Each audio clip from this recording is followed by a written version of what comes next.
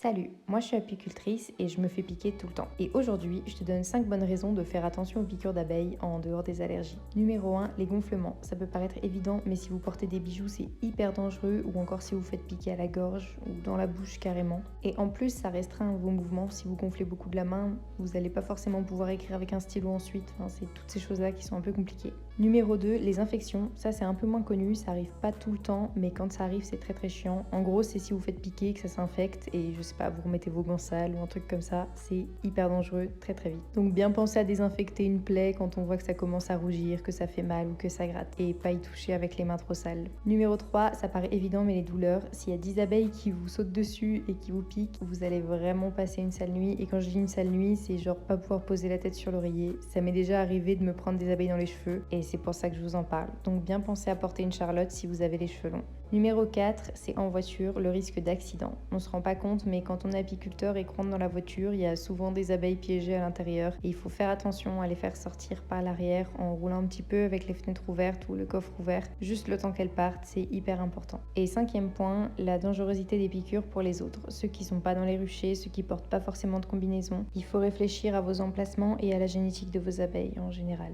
C'est tout pour les risques liés aux piqûres, n'hésite pas à t'abonner, je sors 4 vidéos par semaine et si tu as des questions, laisse-les moi en commentaire et j'y répondrai.